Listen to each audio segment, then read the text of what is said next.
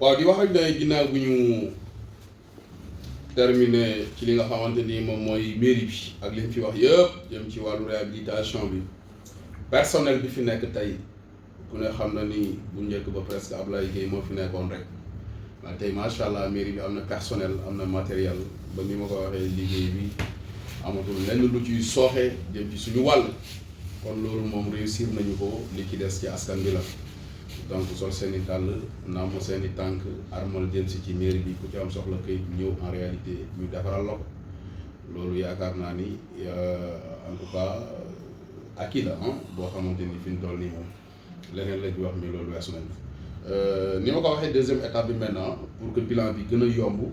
dañ koy tënk ci juróom-ñeenti compétence transférées yi nga xamante ni en réalité jël nañ ko jagleel ko li nga xamante ni moom mooy collectivité territoriale yi di mairie ci juróom-ñeenti compétence yooyu bi ci njëkk mu ngi jëm ci wàllu gestion et utilisation du domaine privé de l'État du domaine public et domaine national loolu nag sëñ Modou boo ko déggee mu ngi jëm ci lépp lu jëm ci wàllu suuf le foncier domaine public domaine national et cetera moo tax ma lay wax léegi ginnaaw bi may tudd mbiri délibération di la wax ne rek bu caaxaan jeexee moom lépp luy foncier mairie ñoo ko moom waxuma la maire de mairie waaw parce que maire moom passage la mais mairie moom foncier bi donc pour muy leer gars yi comprendre ko waxuma ne maire moom mairie ko moom donc pour muy leer lu jëm ci wàllu foncier boobu li ma ci bëgg a leeral rek surtout sur le plan politique c'est important yaakaar naa ni ñun jamono ji ñuy wut gox bi bokk na ci ñi nga xamante ni suñuy adversaire lañ woon am na fu ñu doon dëkkale jëm ci fànn boobu waaye damay wax chaque fois que ni wax lu mu baree bari danañu toll foo xamante ni du wax moo koy dindi mais jëfe ko koy dindi jàpp naa ne biñ fi toogee le 17 février 2022 ba tey le 17 février 2023 gisaguma ko taxaw ci commune bi di taxaw di tawat wala accusé wala dut baaraam wala joxoñ monsieur le maire El Hadj Abdoulaye Mbaye de la commune de Tankon ci lu jëm ci wàllu foncier danañ ko doon wax nangu tool fii nangu lii nangu mais ñun boobu xam nañ liñ xam ne loolu yëpp mbiri politique la manipulation wax lu ñaaw mais yéen ñuy wax ñun taxuñ ñoo jóg boo gisee sax ma lay wax ne ñu ngi ma dogg ci respecter procédure jëm ci wàllu délibération yi loolu bokk na ci bëgguma lenn lu ciy lëndëm bëgguma lenn loo xamante ni en réalité day am litige ëllëg wala contentieux moo tax chaque fois dañuy respecter procédure yi ñi ñu war a laaj yëpp ñi laaj leen ba ñëpp joxe seen accord ñi def rapport domanial bi déposer ko ñu door a dem conseil municipal vote délibération kon ci fànn boobu macha allah jëm ci wàllu gestion maanaam gérer utiliser jëfandikoo dégg nga mooy compétence bi maanaam toppatoo mais jëfandikoo également domaine privé de l'État domaine public et domaine national te rafet naa njort que ni incha allahu rabbi tant que ñu ngi toog ci bopp mairie bii kenn doo mos a dégg ñu ne xëy nañ ko axam wala xëy nañ ko yàlla fam wala doxalee nañ nii wala naa jëm ci fànn boobu sauf que nag dama koy wax chaque fois intérêt général bu imposé woo mooy lu ñëpp war a bokk par exemple tey MCA dinaa koy wax ci wàllu courant bi bu ñu war a traversé tey kooku day doon loo xamante ni en réalité intérêt général la hôpital bu ñu war a tabax yoon bu ñu war a defar projet bu ñëw war a financer askan bi jëriñu ci bu boobaa antenne téléphone bu ñu war a teg techniciens yi ingénieurs yi gis ne fii la baaxee dañ ko fay samp yooyu aussi foofu mu leer et cetera wàllu liggéey bi aussi ni ma koy waxee ñii nekk commune de Tankon yëpp di fi yeewoo yaakaar naa ne liggéey bay dundee jaamu yàlla moo leen fi bàyyi ku ci nekk dinañ la défendre jox la sa àq jox la sa yelleef ba kenn en réalité du am li nga xamante ni moom mooy frustration jëm ci fànn boobu li ñu intéressé mooy développer commune de Tankon du leneen yooyu soxlawuñu ko te gisuma fu nit mën a jaar aussi ba jox ñu luñ amul wala wax ñu am benn mainmise bu diis ci ñun ba defloo ñu loo xamante ni tey day xeeñ askan commune de Tangon seen intérêt loolu mënul am te Ablaye Gueye mën na ma ci seede Mandaw mën na ma ci seede monsieur le maire Babacar Touré mën na ma ci seede ak ñeneen ci ñoo xamante ni ay kilifa yu mag lañ nekk ci réew mi am fuñ jaar pour bëgg fi suuf fu ne jaar nañ fa lu ne dugg nañ ci waaye la ma leen di tegal mooy li yoon wax man benn parti laa am dama koy wax chaque fois parti bi mooy commune de Tangon su dee damay séddale balaa kenn di lekk ñoom ñooy lekk waa askan keneen kuy lekk door a lekk loolu jaar na fi jarul ma ciy tudd ay tur et cetera te ñooñu ay borom yu doole lañ ay borom yu maxama lañ ay borom yu lu ne lañ mais dama ko bañ ba tëdd ci suuf te loolu ñi ko xam bari nañ bari na sax ñuy ratatati di ngawti di wax xam nañ lépp fa bañ jotee laa bañee parce que nag man avant tout aussi voilà donc il faut que ma conformer wu ak li nga xamante ni moom mooy wàllu yoon bref ci tënk ci point boobu di wax ne ñu ngi fàttali askan bi que ni lépp lu jëm ci wàllu boobu domanial en tout cas li ci gën a am solo mooy wàllu délibération ñu ngi koy def délibération nag njëriñ li ñëpp xam nañ ko donc bu ñu la ko affecté nga moom ko doonul këyit boo xamante ni sax à 100% donc yow mooy donc këyit boo xamante ni dafa am dayo lool parce que délibération am na bail am na donc ba titre foncier et cetera yooyu yëpp am na mais doon na loo xamante ni tey mën nga ko kii buñ mën nañ la ko affecté mën naa ne délibération sax la plupart affectation la rek dañ la koy abal wala dañ la koy dénk pour un moment bien déterminé donc yooyu yëpp il faut que askan bi xam ko yaakaar naa dinaa mos a def forum jëm ci wàllu loolu dinaa ci def forum bu mag a mag incha allah dañoo nekk ci liggéey bu njëkk bi nii rek parce que yooyu yëpp moom après la mais jamono ji moom dafa am ñu soxla te mu gaaw lool nekk en urgence mais di wax rek ne donc loolu lay tekki mais lu mu boni moo gën parce que boo xasee ba moom même état bu nar a def sa place dara dina la jox ndàmpaay mairie bi bu ko nar a jëlaat dina am ay droits yu mu respecté par rapport ak lépp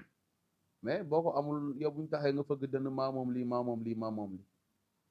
loolu je pense que ni doon na loo xam ne il faut que nit ñi bàyyi ci xel donc ci wàllu tout ce qui est domanial loolu moom ñu ngi ko ciy def ci wàllu délibération def ko ci anam yu leer nañ wax naa ko léegi mosu fee am mu ngi door am loolu je tiens à le dire donc c'est extrêmement important beneen bi mu ngi jëm ci wàllu environnement compétence de l'environnement et de la gestion des ressources naturelles gestion des forêts ku ne xam na yàgg nañoo dégg bi ñu fi toogee ak léegi li fi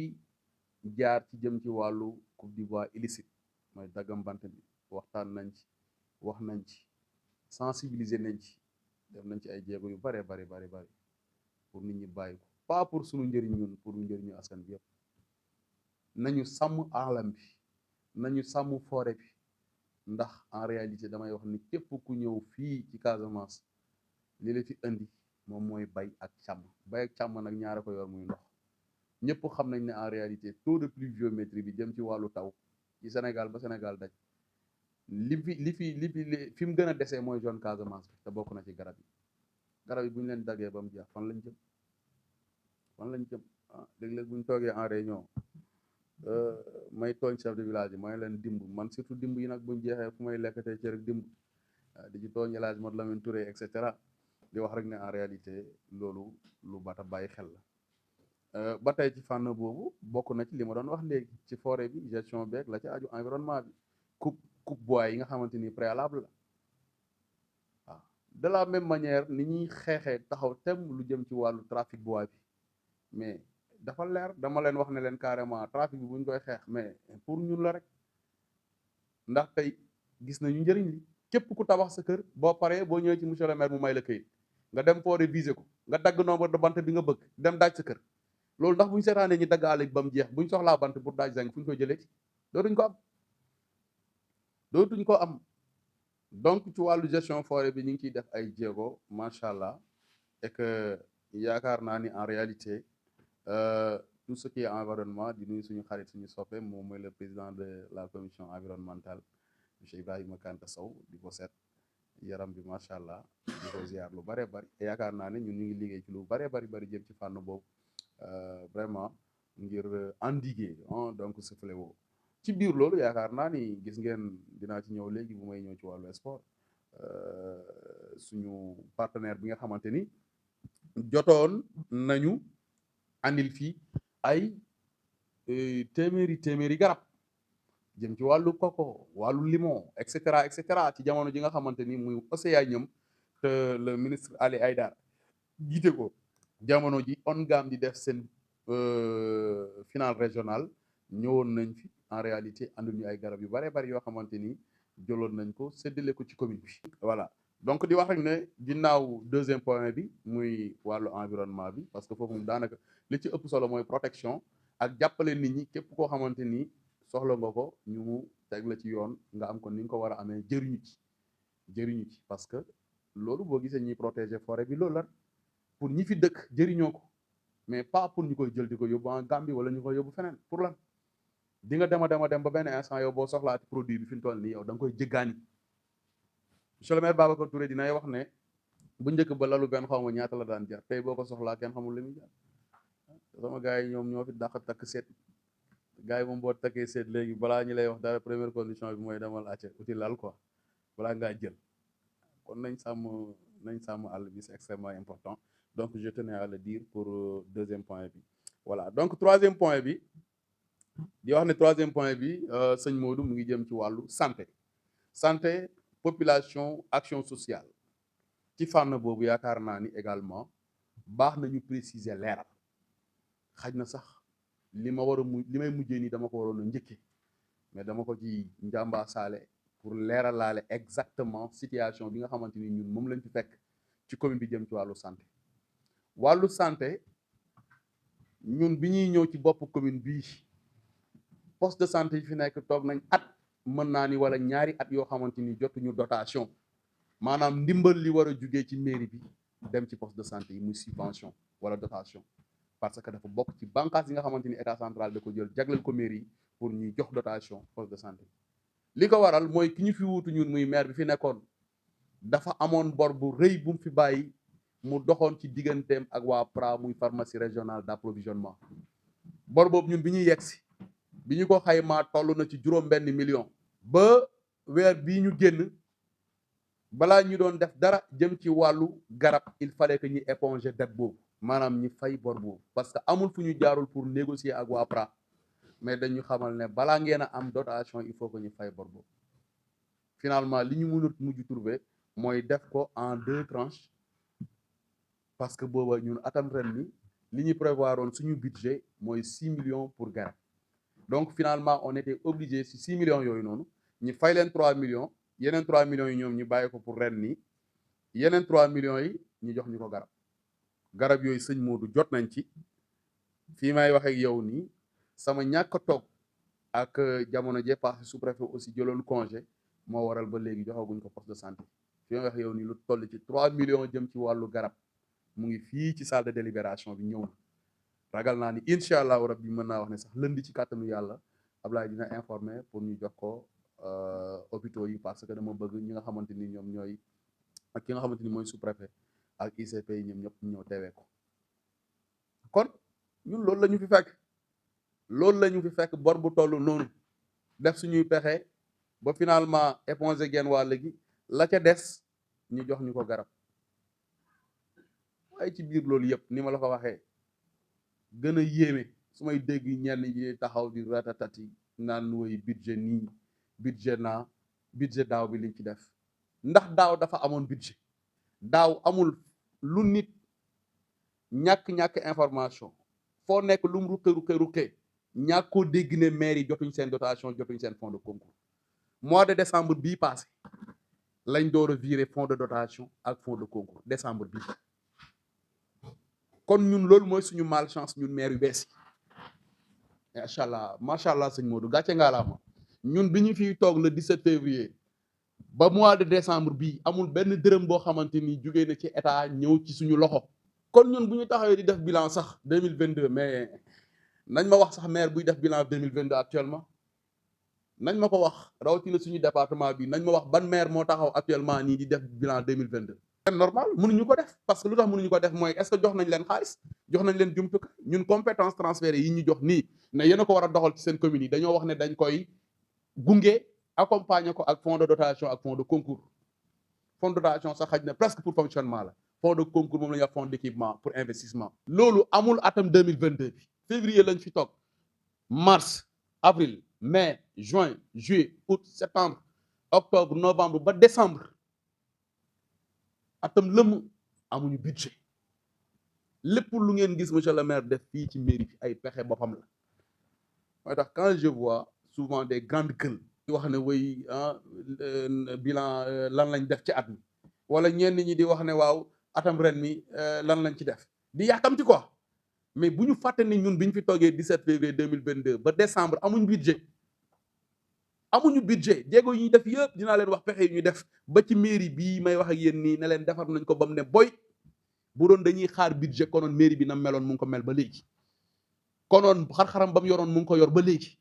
konoon benn matériel bi fi mën a fonctionner newu fi pexe bi ma def ba defar mairie bii est-ce que xam ngeen ko amul benn maire bu ko def fan lay jaar ba mën ko def amuñu budget loolu ñëpp wax ko ñëpp dégg ko rajo yi télévision yi réseaux sociaux yi ñëpp dégg ko ci Sénégal ne 2022 maire yi amuñu budget yi génnul président taxaw wax ko ne législative yi moo taxoon réew mi jamono jooj mënuñu woon a joxe budget yi organiser législative yi bi législative yi passé maa ngi fàttaliku suñu 8 décembre bi ñu doon organiser mooy journée de la décentralisation biñ koy waajal ci lañ libéré fonds de dotation yi bi mu passé ci lañ door a joxe fonds de concours yi donc ñu toog fi atam lëmm amuñu budget benn dërëm jugewul ci état ñëw fi mairie tànkoon ku ne xam ne ni amul benn recette loolu ay état civil yi nga xam man xaw ma sax liñ ciy dajale ak impôt minimum fiscal bi malgré loolu yëpp ñi ngi doxal mairie bi malgré loolu yëpp ñi ngi teg seen bët ci loo xamante ni tey xaalis su ko liggéey te xamuñ fan laa jaar ba def samay pexe loolu mooy li am te boo waxee ñu ne waaw kii diggante daaw ak ren luñ def suñ maire bi mu toogee léegi lan la def damay wax ne nañ ma wax mairie benn maire ci département bi daal moo def bilan na ma ko wax man de danaa def bilan tey wax leen lu ngeen mën a dégg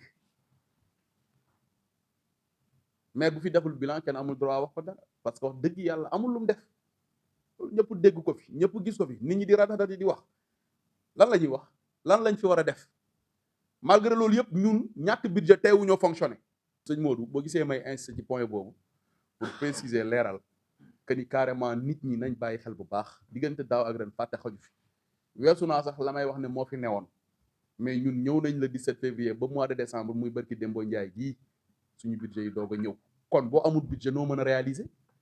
liñ fi jot a réaliser jëm ci mairie bi machine wàll yi leneen ak leneen sur le plan social wàllu sport bi samay pexe bopp ak samay moyen bopp laa ko defee nañ ma wax département de Bounkiling ban commune moo fi organiser coupe du maire fu ñu koy jëlee il faut que les gens arrêtent il faut nga gàtt xam-xam wala nga cuune wala nga doon manipulateur wala nga doon koo xamante ni tu es animé de mauvaise foi pour mën a taxaw naan waaw budget bi nangami million la ay 200 millions la waroon nañ ci def lii waroon nañ ci def lii ñu bëri boo gisee ñuy insister ci lii monsieur Gaye boo gisee ma ciy insister ñu bëri dañ yaakaar ne buñ ne méritant qu'on voté nañ 200 millions budget rek xaalis ba moom mu nga tëdd déedéet demeewul noonu fii ñaari buntu ñoo fiy dugg ci xaalis muy fonds de dotation ak fonds de concours fonds de dotation lépp lu jëm ci wàllu fonctionnement la bii ñu génn nii 26 millions la woon fonctionnement man ci laay jot sama indemnité adjoint au maire yi ci la ñu jot seen indemnité ma leeral laale ne maire amul salaire adjoint au maire amul salaire indemnité ndàmpaay lañ am secteur municipal ci lay fayeeku doxalinu mairie bi ci lañ koy def carburant yi lépp ci lay génn loolu ñu ngi ko door a jot sëñ Modou ci mois de décembre bi diggante février bi ma toogee ak décembre ñaata voyage laa fi voyage ñi fi nekk nii war a am indemnité ñi ngi ñuy toog Ablaye Gueye ñi fi nekk kan moo ci moo sax am salaire bu tardé xam nañ yan pexe laa doon def ba ñu fayee ko excusez-moi du salaire indemnité je veux dire kan moo fi mos a am indemnité muy adjoint au maire yi képp ku fi nekkoon comment dirais-je 17 février 2022 ba 17 février 2023 sa salaire muy sa indemnité mosul tardé alors que budget amuloon suñuy pexe bopp suñuy stratégie investissement 52 yaakaar na Ablaye 52 millions loolu balaa ñu ko jot andi wuñ fi lu mat fukki machine wal fukki machine wal andi nañ ko ci commune bi séddale ko fukki dëkk ci séddale boo xamante ni amul xaaj amul seen critères yi lañ teg mooy dëkk bu ko gën a soxla bu ko ajoo ñu ne dëkk nangam dëkk nangam ñu yóbbul leen ko fan lañ ko jëlee mairie bi maa ngi koy wax ni ñuy def ba defar boobu dañoo gis fond de concours te li may wax ci réalisation yëpp biñ koy def boobu budget bi ñëwagul. il faut que les gens arrêtent yenn yi du jàll ci wàllu santé ba léegi ci bilan bi eau vive benn projet la ñëw na ci commune bi tànn fi lu toll ci ñeent jàpp juróomi case de santé yoo xamante ni incha allahu rabbi dañ ko war a électrifier maanaam dañ fay def courant jox leen congélateur fu ñuy denc seeni garab ak fu ñuy liggéey ak lépp lu ci aju liggéey boobu aussi ci kàttanu yàlla balaa moo yàgg léegi tey incha allahu rabbi mu tàmbali mais ba tey mën nañu wax lu jëm ci wàllu poste de santé bu Saare Massamba 2 nga xam te ni poste de santé bu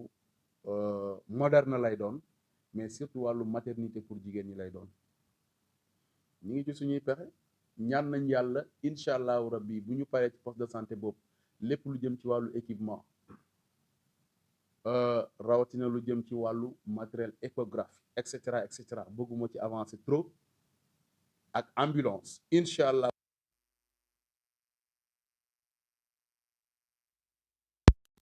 subvention day am traçabilité day am yoon dafa fu ñu ko war a jaarale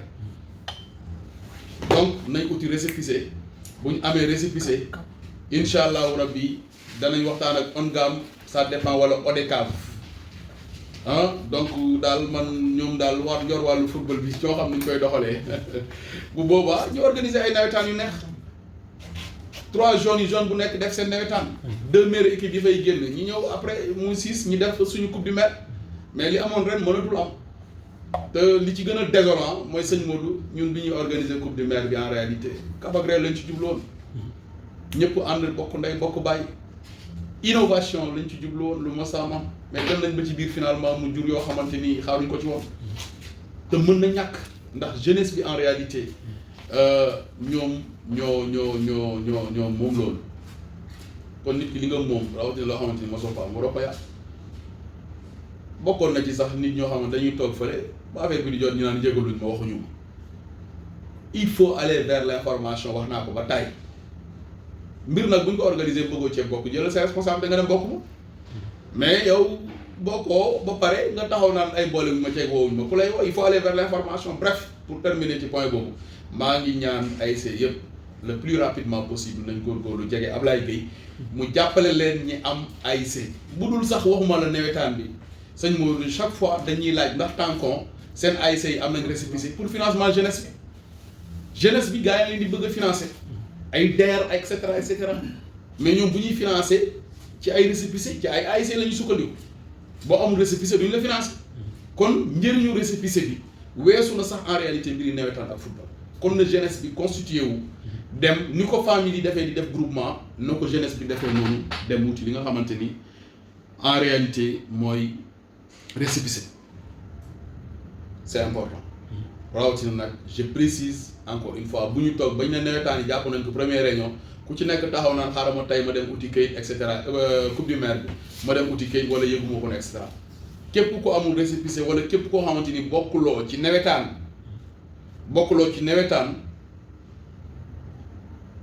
journal yi doo mën a participer ci coupe du maire yi ndax li ñu bëgg mooy ren coupe du maire bi comment dire 6 équipes meilleures équipes commune bi lay doon ba tey ma préciser ku ne aussi da ngay contourner loolu maanaam da ngay dindi loolu di organiser bëgg a organiser sa nawetaanu bopp duñ ko autorisé fii loolu duñ ko fi autorisé nañu formaliser wu ñu jéem a bokk ndey bokk bàyyi nawetaani dëkk yi moom leneen la mais taxaw tey ñu ne la demal wuti kayit pour bokk ci nawetaan zonal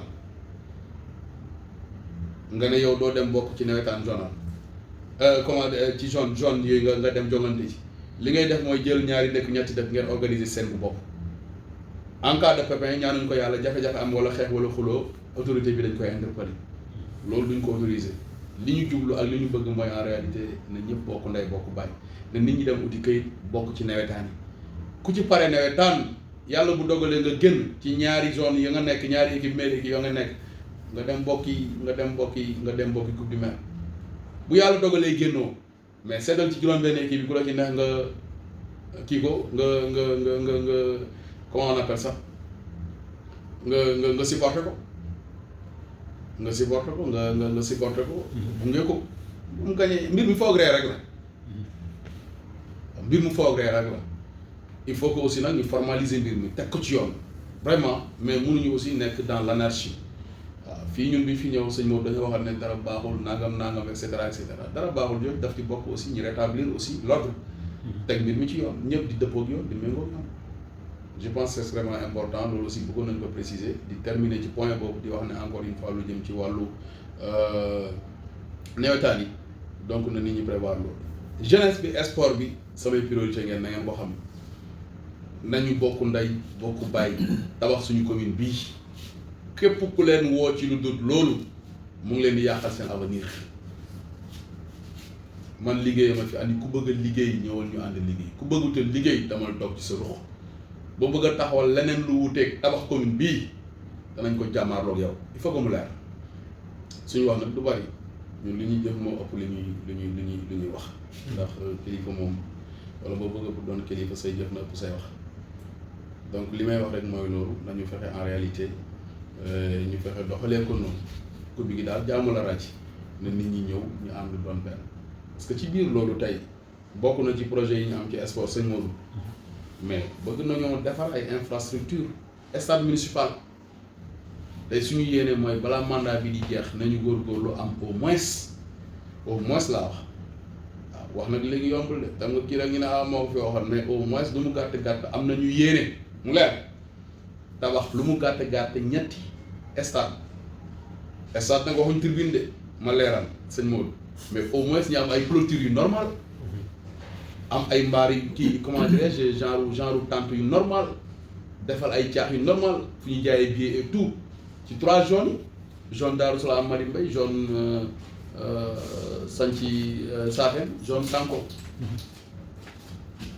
bu dee zone B sax day am ñu def ko fa aussi ba tey zone Sarama Samba 2 ça dépend donc ça dépend mais lépp rek pour mu am aussi il faut que ñu comprendre que en réalité il faut que jeunesse bi ànd doon benn xaajaloo bi amul benn njëriñ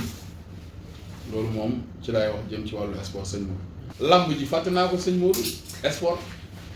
cosaan mu ngi door a am ren gis ngeen ni mu doxalee def nañ ci lamb yu neex am poids léger am fi poids lourd vraiment mu neex lool départ guñu il faut que mbir mi leer nañ donc ci wàllu sport loolu laa ci bëggoon a wax sëñ Modou. buñ ci jógee dem ci wàllu culture bi wax naa ko léegi culture tey mooy aada ak cosaan donc manifestation culturelle yi yaakaar naa ni bu yàggul ñun fu ñu woo ñu wuyu bu yàggul rek tànkon woote na fi ndongo daara ji xaw ma voilà keroog dem nañ fa ci guddi waaye gis ngeen situation bi ni meloon mais ñun amuñu problème yooyu fu ñu woo ñu dem fa wuyu leen et cetera donc ci wàllu woowu noonu voilà donc culture bi aussi ba tey boo xoolee lu jëm ci wàllu njàng mi da ciy dugg donc yooyu yëpp c'est envisagé mu ngi ci suñ kanam wàllu culture générale lire lecture et cetera yooyu yëpp incha allah mu ngi ci suñu kanam bu loolu weesoo jëm ci wàllu également beneen point bi éducation alphabétisation et cetera ci point boobu wàllu njàng ak njàngale aussi yaakaar naa ni en réalité doonu du ñuy làmb sëñ Modou bi ñu yegg si bees ñu naan budget ma waxati liñ fi njëkk a teg mooy organiser concours de l'excellence mooy taxaw nañ ne dañoo fas yéene xool xale yi gën a ràññeeku ci wàllu njàng ak njàngale ci commune de Tankon waxtaan ci ak waa CODEC mooy kuréel googu nga xamante ni moo ëmb directeur école yi ne leen critères yi maanaam tànneef ki bàyyi nañ ko ci seen loxo tànnal leen ñu niveau bu nekk xale yu gën a xarañ jëm ci wàllu njàng ñi neexal leen récompenser leen ba nga xamante ni seen yeneen moroom danañ leen xool ngir mën a roy ci ñoom mos na fee am mosu fee am te jamono jooju ñu naan budget est-ce que budget am na fi boobu budget amu fi ma organiser ko fi def fi samay moyens bopp indi ay cahier andi ay sac andi ay stylo andi lépp ñu organiser ko fii ci école élémentaire neexal xale yi gën a xereñ jox leen sac jox leen cahier jox leen lépp ñooñu yaakaar naa seen waajur yi ren jënduñu cahier jamono ba ma koy def je persiste mairie bi amul woon moyen an budget biñ jógee ci loolu lu jëm ci wàllu dotation ñëpp gis nañ ko fi la jaar rek jàngalekat yi macha allah ñoo ko fi seede liñ fi am mosuñ ko fee am liñ fi seede mosuñ ko fee seede borom dëkk yi transparence maanaam ci wàllu lu leer tegee ci yoon mu ngi fi dooroon am lu toll ci juróom-benn million la ñuy jël suñuy pexe bopp de suñuy pexe bopp jamono jooj xaalis amagul Ablaye jamono jooj budget amagul ba tey lu jëm ci wàllu njàng ak njàngale am na solo lool parce que bu ñu nañu bàyyi xel ka ni njàng meeg njàngale mi ci compétence transférée boobu ñooñ daara dañ cee bokk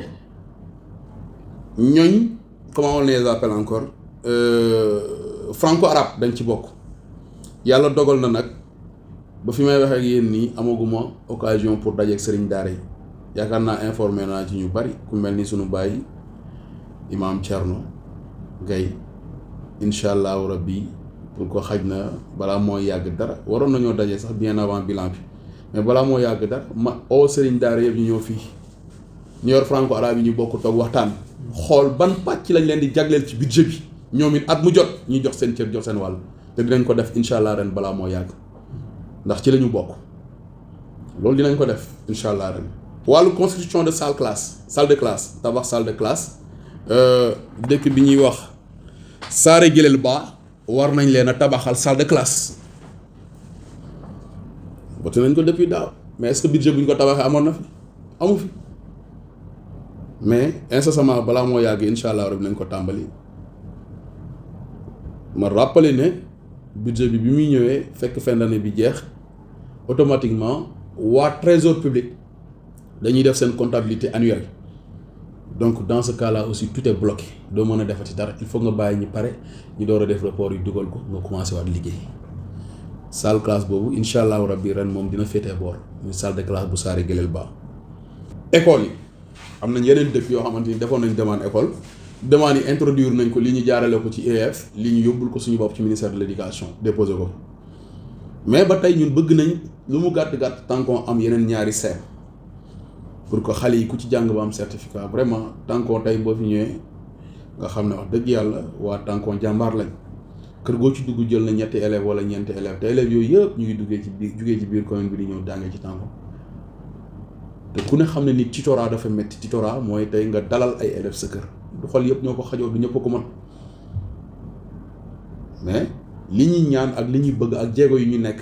mooy fexe incha allahu rabbi waaw Ablaye nee na moom am na juróom-ñetti élèves këram juróom-ñetti élèves am na ko këram sëñ Modou kon xam nga loolu aussi c'est une urgence wax naa ko ministre de l'éducation le directeur de cabinet ak IEF bi kon urgence la tant qu'on am yeneen ñaari CEM pour que élèves yi mën a des ci seen gox-goxaat yi continuer seen njàng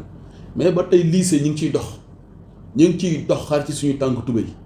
lu mu gàtt dëkk yooyu am école élémentaire ñu am yeneen ñaari CEM ak lycée waxuñ ne nag dana am pour muy leer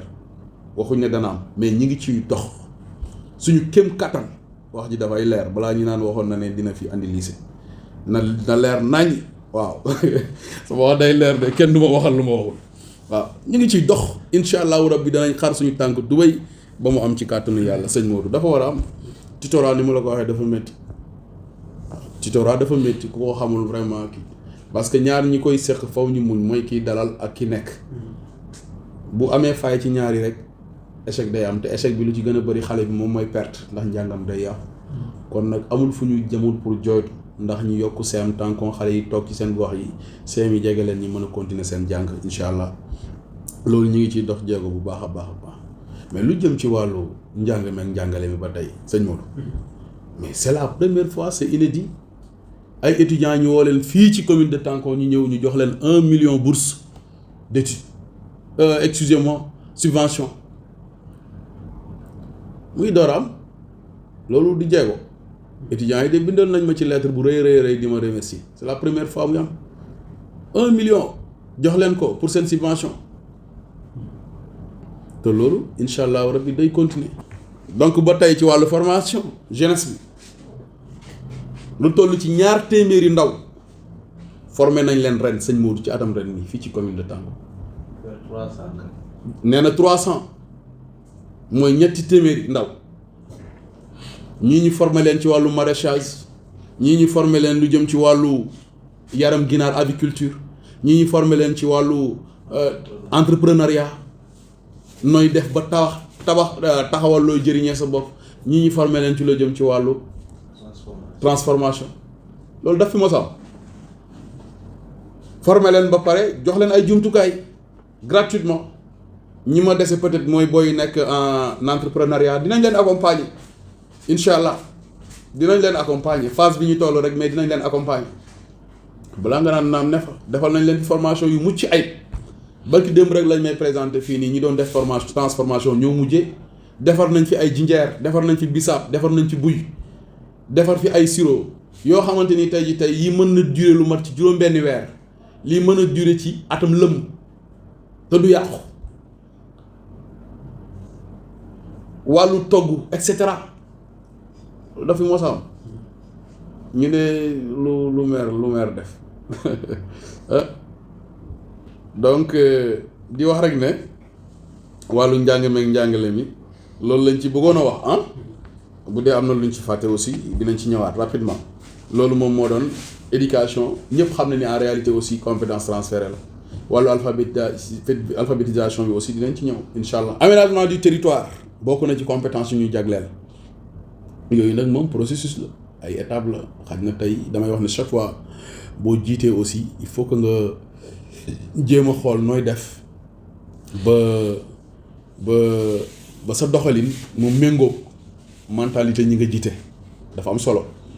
mënoo ñëw rek jógee fee ne wuy loi lii la wax nga commencé di appliquer non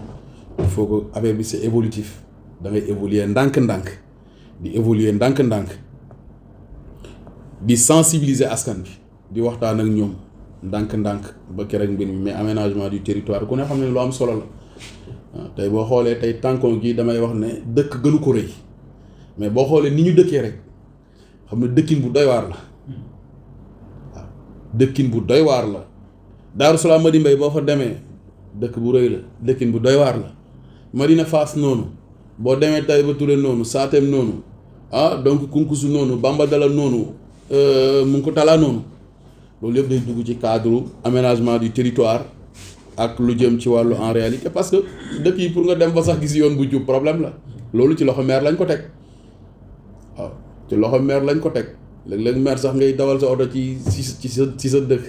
bu yàgg nga gis yoon bi geen yoo xamante ni ñu ngi ko fay def da ngay teggi ndànk rek dem dal nañu du benn yoon du ñaari yoon waaw parce que aussi njiit il faut nga am hauteur waaw boo déggee diwa ngi jiitu day fekk mu am lu mu tanee ñam jiite mooy tolérance mooy am hauteur mooy sago waaw le sens de la mesure c'est important pour un leader waaw mais xëtër te dal wane ne man lii laa autorité laa non ñun doxewuñ noonu kon di wax rek ne yooyu am solo la mais de façon évolutive dinañ ci liggéey aménagement du territoire donc moo doon 8e bi 9e compétence transférée bi muy urbanisme et l'état loolu yaakaar naa ni Médina Fass ñi ngi ci bëgg a joxe exemple parce que yaakaar naa ni sori nañ ci sax ak monsieur le maire Babacar Touré lu war a jëm ci li nga xamante ni moom mooy lotissement ak extension bu ñu war a def foofu parce que il faut que dëkk yi dem ci loolu ngir dëkk yi mën a tijjeeku sëñ Modou ngir dëkkin bi mën a rafet ngir nit ñi mën a nooy mën a féex c'est important ci dëkkin mais ñëpp dëkk rek dajaloo tàncaloo doon benn mbir mi warul doxee noonu mais nag yii boo gisee daanaka mën naa ne mënuñu cee sori jëm ci wàllu bilan mooy dafa laaj ay jéego wax naa la ko léegi sensibilisation yee askan bi waxtaan ak ñoom ba ñu déggoo ci kàddu door a def ay lotissement et cetera ba kenn bu mu ci gis sa bopp mer mais ba tey sëñ Modou mu doon loo xamante ni doo ko fi gis tey da ngay gis fii nii maa ngi interpellé sama xarit moom sama waay la wax naa ko benn jour romb ko fii muy Abdourahmane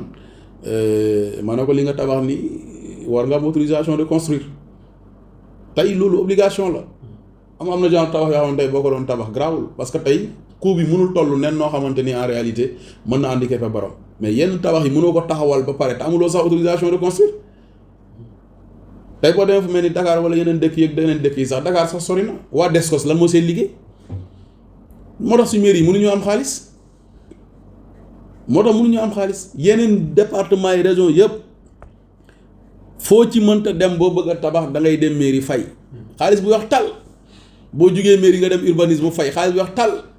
topp procédure bi yëpp bañ délivrer la sa autorisation de construire. bâtiment en dur yi koy ñëpp koy am. bépp bâtiment en dur daf ko war a am nga door a ñemee teglante brique ñëwuñu fii pour vraiment buntu xatal wala kii mais nag il faut que askan bi xam ne ci état de droit la ñu nekk il faut que askan bi xam ne il faut que ñu changer mentalité yi faw ñu évoluer bu baax a baax jëm ci wàllu dëppoo ak méngoo ak jéem a vraiment doxalee ni nga xamante ni noonu la yoon tërale c'est important donc loolu moo jëm ci wàllu permis de démolir sax dafa war a am wala permis de clôture mooy clôture sa kër sax wala da nga war a am permis parce que clôture bi également est-ce que dafa war a ñëw ba ci yoon bi est-ce que fi ñu ko teg foofu lañ ko war a teg boo tabaxee sa kër boo koy toj sax da nga war a am permis de démolir. permis de démolir bi mooy permettre autorité bi mu xool est-ce que jour bi nga war a daane sa kër gi amul élèves yi fa war a jaar heure sàngam ndax c'est sûr bien c'est pas sûr ni nga ko war a daanee mbaa du am blocage ci yoon bi ndax du handicapé sa dëkkandoo tout ça ça entre dans le cadre n'est-ce pas de kii ci compétence maire la bokk urbanisme cadre de vie et cetera bu ko defee ñu autoriser jour sàngam mën nga ko def nii nga koy defee boo ko defee nii doo gaañ kenn doo jotee kenn et cetera mais yooyu yëpp amul kenn ku ko fi respecté il faut que nag ñu jéem a évoluer dem vers ça man d'accord naa nit ñi di laaj seen droit mais de la même manière ni ngay laajee sa droit na nga fexe ba def say devoir loolu la ñu wax. bref di tënk di wax rek ne juróom-ñeenti poñ yi nga xamante ni moom la ñu dénk mairie yi bu ci nekk wax nañ jéego yi nga xamante ni non seulement def nañ ko ci anam ren ni mais fan lañ fas yéen a jógee fan lañ jéem ak incha allahu rabbi balaa le 17 février 2024 incha allahu rabbi sëñ Modou Gaye